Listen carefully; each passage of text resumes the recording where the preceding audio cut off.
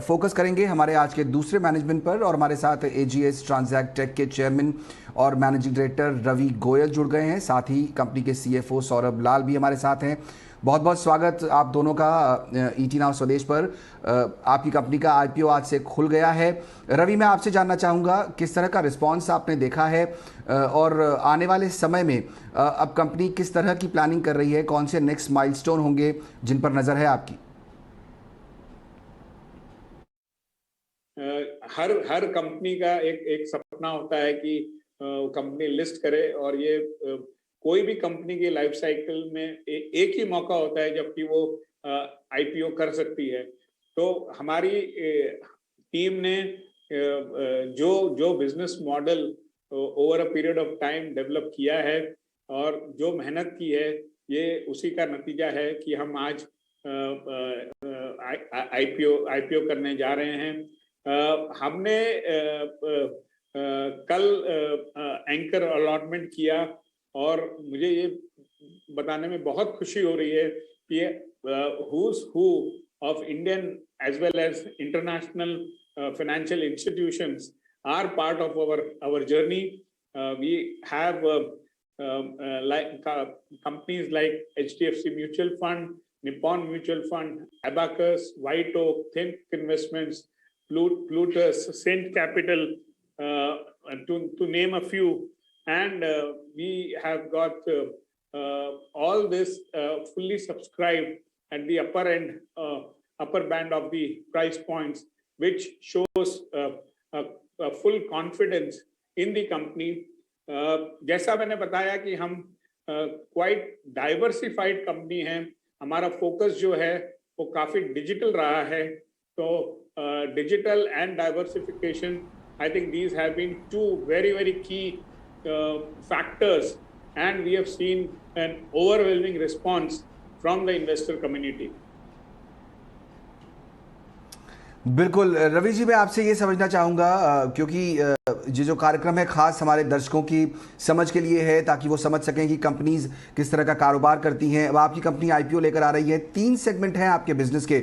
अगर आप हमारे दर्शकों को ये समझा सकें कि किस तरह का ब्रेकअप होता है उन बिजनेस में, किस तरह के अपॉर्चुनिटीज आप देख रहे हैं आने वाले समय में। बेसिकली 3 सेगमेंट के बारे में मैं सौरभ जी से रिक्वेस्ट करूंगा, बट उसके पहले बेसिकली मैं ये बताना चाहूंगा कि हमारी जो कंपनी है वो पेमेंट स्पेस में है। हमारा फोकस डिजिटल पेमेंट्स में है, हमारा फोकस कैश पेमेंट में है। डिजिटल पेमेंट में हमारा जो मेन फोकस रहा है वो है point of sale acquiring solution, जहां की हम बेसिकली कार्ड स्वाइप मशीन्स लगाते हैं। और हमारा जो टेक्नोलॉजी टीम का जो मिशन था वो 2 फोल्ड था। उसमें पहला था कि हम अपने पॉइंट ऑफ सेल सॉल्यूशन के ऊपर हर तरीके के डिजिटल पेमेंट्स एक्सेप्ट कर सकें, भले चाहे क्रेडिट कार्ड हो, डेबिट कार्ड हो, प्रीपेड कार्ड हो, क्यूआर कोड हो, यूपीआई हो या प्रोप्राइटरी प्रीपेड कार्ड्स हो। We wanted to make sure that all kinds of digital payment should be acceptable at our point of sale. Second, हमारा जो उद्देश्य था वो ये था कि हम जो भी मर्चेंट का बिलिंग सॉल्यूशन है उसके साथ इंटीग्रेट करें so that the transaction flows seamlessly on the payment terminal. And ये दोनों चीजों के कारण हमें बहुत अच्छी सक्सेस मिली। इसके अलावा हमने डिजिटल में इश्यूएंस प्लेटफॉर्म पे भी काफी फोकस कर रहे हैं।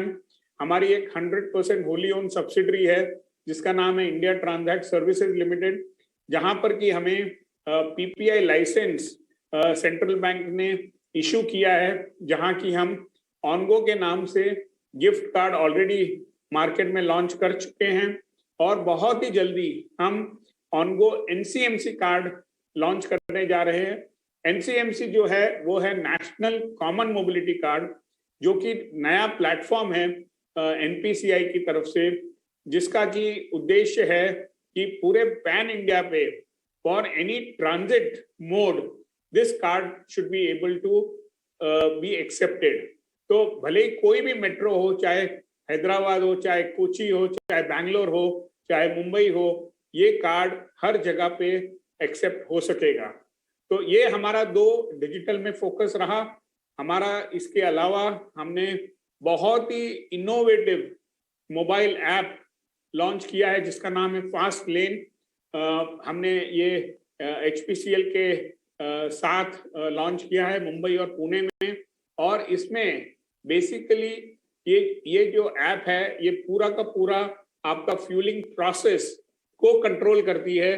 तो आप जितना पेट्रोल आपकी गाड़ी में जाएगा उतना ही पेट्रोल आपको आपके अकाउंट से डेबिट होगा। इस तरीके का जो ऐप है ये बहुत ही इनोवेटिव ऐप है और गोइंग फॉरवर्ड ये हमारा फोकस रहेगा।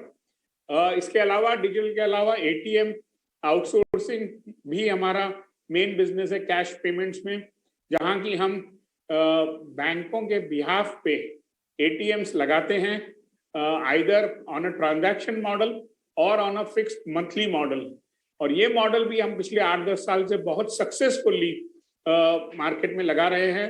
हमारे बहुत की customers ICICI bank, Axis bank, HDFC bank, SBI bank, ये हमारे मेन कस्टमर्स हैं and we have been very very successful in doing this business. Saurabh, would you like to little bit talk about? जैसा कि ma'am sir ने बताया कि आपको, रवि जी ने बताया आपको कि जैसे हमारा जो कैश बिजनेस है, जिस तरह डिजिटल बिजनेस में भी हमारी काफी इनोवेशंस हो रही हैं, उसी तरह हमारी कैश बिजनेस में भी पोजीशनिंग बहुत बहुत स्ट्रांग हो रही है।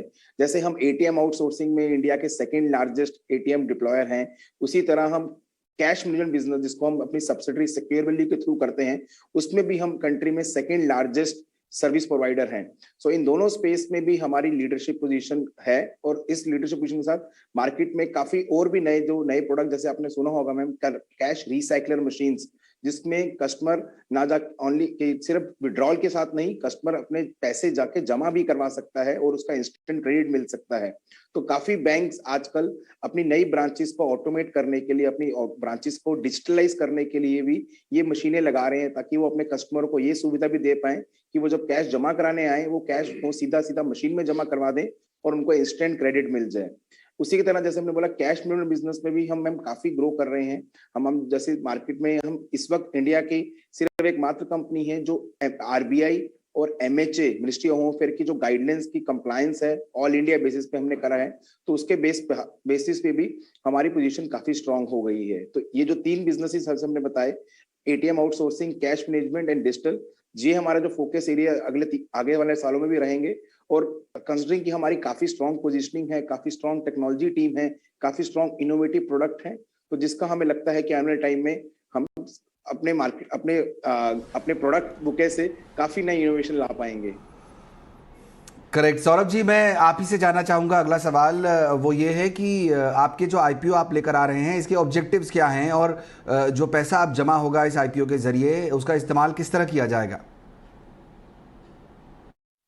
हमारा जो ऑब्जेक्ट ऑफ द ऑफर है उसका टोटल वैल्यू 680 करोड़ रुपए का है। उस 680 करोड़ में जो सबसे बड़ा सेलिंग शेयर होल्डर है वो मिस्टर गोयल हैं, जो 677.5 करोड़ रुपीस के शेयर सेल कर रहे हैं। बट उसी के साथ हमने ऑब्जेक्ट ऑफ द ऑफर में एडिशनल डिस्क्लोजर ये भी दिया है कि ये इसमें से 650 करोड़ रुपए का रुपया रवि गोयल जी कंपनी को देंगे और उस कंपनी से रवि गोयल जी CCPS खरीद लेंगे, जो CCPS AGS ने एक रवि गोयल की एक प्रमोटर कंपनी में इशू सब्सक्राइब कर रखे हैं। सो जैसे ही, और ये सारा का सारा जो हम अरेंजमेंट है, हमने अपने ऑफर डॉक्यूमेंट में और डिटेल में भी लिखा है कि हमारा जो सारा अकाउंट है, ये सारे CCPS शेयर और जितना भी पैसा जो सेलिंग शेयर होल्डर रेस करेंगे, सब पैसा एस्क्रो अकाउंट में कंट्रोल रहेगा। और जैसे ही ये शेयर के पैसा, जब से IPO सक्सेसफुल हो जाएगा, उसके बाद जब पैसा ये ट्रांसफर होगा, वो सीधा सीधा पैसा एस्क्रो अकाउंट में जाएगा, वो सेलिंग शेयर होल्डर के हाथ में पूरा पैसा नहीं आएगा। और वो 650 करोड़ रुपया कंपनी को दे देंगे और वो 650 करोड़ रुपए जैसे ही कंपनी को देंगे, कंपनी वो 650 करोड़ रुपए को लेके अपना डेट रीपेमेंट कर देगा। और उस डेट रीपेमेंट को कम करने, और ये डेट रीपेमेंट का भी मैम हमने डिटेल पूरा डॉक्यूमेंट में दिया है कि हम कौन सा डेट रीपे करने वाले हैं। इससे मेजोरिटी में हम अपने NCD रिडीम करने वाले हैं और इस डेट को रीपेमेंट जैसे ही हम कर देंगे, उसके बाद कंपनी को इसमें से आने वाले टाइम में इंटरेस्ट की काफी सेविंग होगी और इंटरेस्ट की सेविंग होने से कंपनी की आने वाले टाइम में मुनाफे की प्रोबेबिलिटी भी उतनी बढ़ती है। और उसके साथ साथ कंपनी का जो शेयर होल्डर वेल्थ है या शेयर होल्डर की वैल्यू है, जो एग्जिस्टिंग और नए शेयर होल्डर के भी उसमें भी इजाफा हो सकता है। और जैसे ही ये डेट रीपे हो जाएगा, जो कि 650 करोड़ तक का डेट है, उसके बाद कंपनी की जो फाइनेंशियल रेशियोज होती हैं, जैसे debt to equity, debt to EBITDA, वो भी बहुत ही कंफर्टेबल जोन में हो जाएंगी। चलिए, बहुत बहुत शुक्रिया सौरभ जी और रवि जी, आज समय निकालकर हमसे बात करने के लिए। एजीएस ट्रांजैक्ट का मैनेजमेंट बताते हुए कि कंपनी जो अपना इशू लेकर आई है उसका क्या प्लान है, किस तरह का कारोबार कंपनी करती है और आने वाले समय में किस तरह की ग्रोथ इस कंपनी में देखी जा सकती है। कंपनी का इशू आज खुला है और अगले 2 से 3 दिन ये खुला रहेगा। तो अगर आप इसमें पैसा लगाना चाहते हैं तो अपने वित्तीय सलाहकार से सलाह करने के बाद ही तय करें कि आपको पैसा लगाना चाहिए या नहीं। चलिए।